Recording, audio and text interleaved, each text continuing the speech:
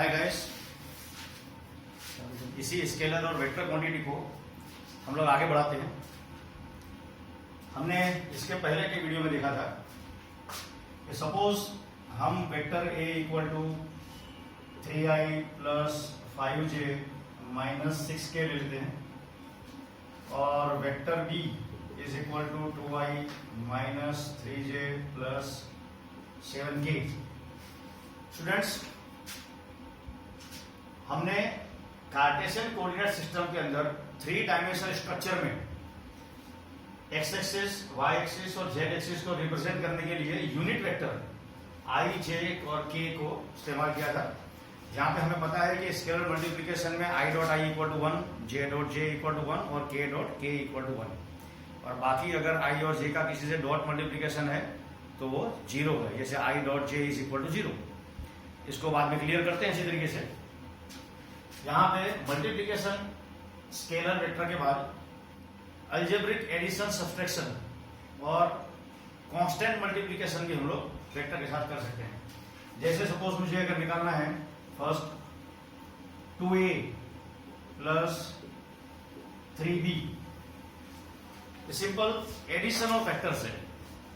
Addition of vectors 2 is multiplied to all the 3 terms and 3 is multiplied to b, और इसके बाद हम दोनों वेक्टर्स को क्या करेंगे, प्लस कर देंगे। 2a प्लस 3b लिखते समय यहाँ पे अभी हम लिख सकते हैं 2 से इसको मल्टीप्लाई करेंगे तो 6i plus 10j minus 12k plus इन सभी कोएफिशिएंट जो i, j, k है उसको मुझे 3 से मल्टीप्लाई करना है। सो 3 2 जा 6, i माइनस 3 3 जा 9j प्लस 7 3 जा 21k। स्टूडेंट्स, हमने सिर्फ यहाँ पे जनरल मल्टीप्लिकेशन, अब देखिए किसी भी वेक्टर को बाहर से किसी नंबर से मल्टीप्लाई करते हैं तो हम उसे स्केलर मल्टीप्लिकेशन ही कहते हैं या जनरल मल्टीप्लिकेशन कहते हैं। 2 से मल्टीप्लाई हो गए 3 टर्म्स, b को हमने 3 से मल्टीप्लाई किया। अब हमें पता है कि एडिशन करते समय लाइक टर्म्स को ऐड करते हैं। लाइक टर्म्स यहाँ पे मतलब i के टर्म्स से 6i और 6i that is 12i, j 10j minus 9j that is 1j और minus 12 plus 9 that is plus 9k। सो एक सिंपल एडिशन या सब्सट्रैक्शन के मेथड में हम इसको लिख सकते हैं। 2a plus 3b, final answer हमारे पास है 12i plus 1j plus 9k। Suppose हमको इसका मैग्नीट्यूड निकालना है, 2i प्लस 3b मैग्नीट्यूड। तो मैग्नीट्यूड लिखने के लिए 12 का स्क्वायर 144, 1 का स्क्वायर 1 प्लस 9 का स्क्वायर 81। i, j, k के जो टर्म्स है स्टूडेंट्स, पता है कि हमको यहाँ पे अंदर स्क्वायर करना है।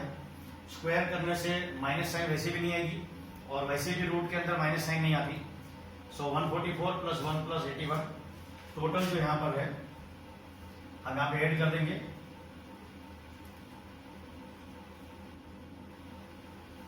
To 234। So magnitude of 2a plus 3b is 234।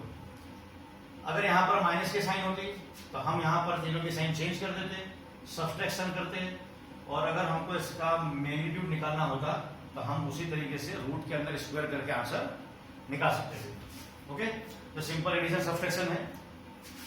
अभी यहाँ पर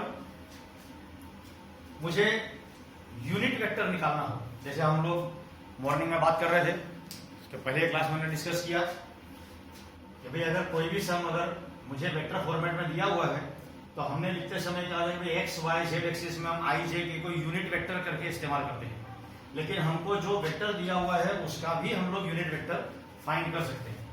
सपोज मुझे यूनिट वेक्टर फाइंड करना है ए, सो हम यहाँ पे यूनिट वेक्टर ए को फॉर्मूले के साथ लिखेंगे vector divided by its magnitude. किसी भी 3 डायमेंशन या 2 डायमेंशन स्ट्रक्चर में आई जे के फॉर्मेट में हो कि आई जे के फॉर्मेट में हो तो यूनिट वेक्टर फाइंड करने के लिए वेक्टर के नीचे उसके मैग्नीट्यूड से डिवाइड कर देंगे।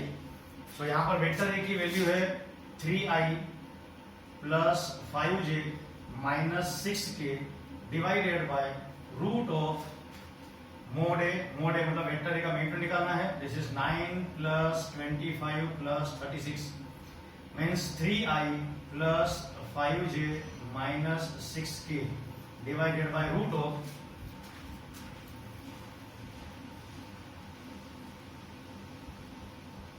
70। ओके गाइस, हमने यहां पर यूनिट वेक्टर फाइंड किया। एडिशन, सब्सट्रैक्शन हम जनरल तरीके से वेक्टर के साथ कर सकते हैं। हमने इससे पहले मल्टीप्लिकेशन देखा, स्केलर मल्टीप्लिकेशन। वेक्टर मल्टीप्लिकेशन का मतलब है क्रॉस मल्टीप्लिकेशन हमने देखा। हम जनरल मल्टीप्लिकेशन नंबर के कांस्टेंट साथ मल्टीप्लाई करके उसका एडिशन सब्सट्रैक्शन कर सकते हैं। Okay, this is unit vector. हमको कई जगह पे जरूरत पड़ेगी फाइंड करने के लिए, तो यूनिट वेक्टर हम इसका भी निकाल सकते हैं। यहाँ पर यूनिट वेक्टर निकालना हो तो इसी को ऊपर लिख करके मतलब 12i plus 1j plus 9k divided by root of 234, ये यूनिट वेक्टर हो गया 2a प्लस 3b का।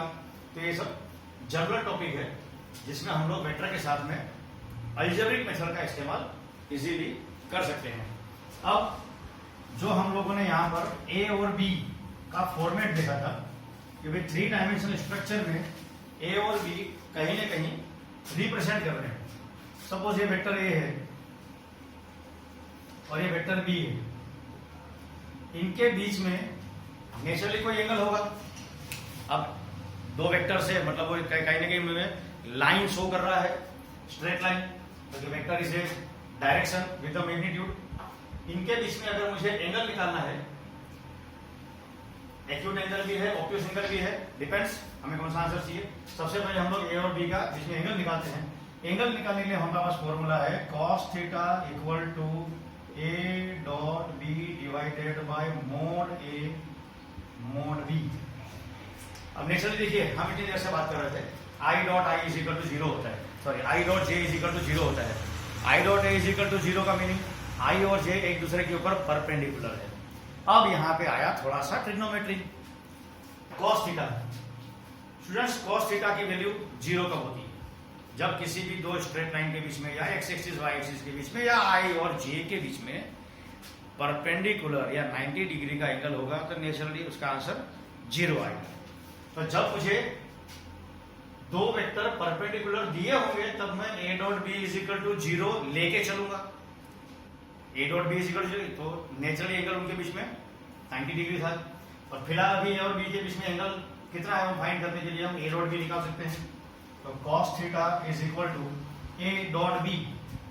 इसके पहले की वीडियो हमने देखा था कि भाई a डॉट b निकालने के लिए मुझे i को i से, j को j से और k को k से स्केलर मल्टीप्लिकेशन के फॉर्मेट में करना है।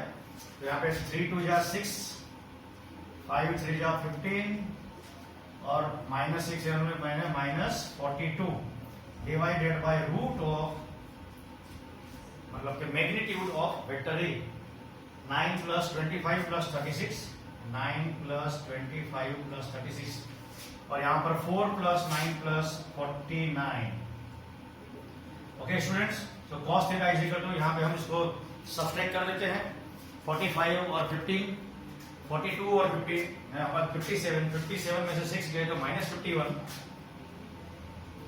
डिवाइडेड बाय रूट ऑफ, हम अलग अलग पहले रूट निकाल लेते हैं, 36 प्लस 34 70 और यहां पर 49 58 प्लस 4 62।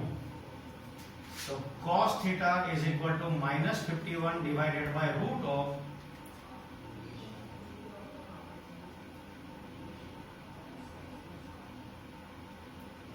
4340। स्टूडेंट्स हम इसे डायरेक्टली फिलहाल इसी फॉर्मेट में रह देते हैं कि theta is equal to cos inverse -51 divided by 4340।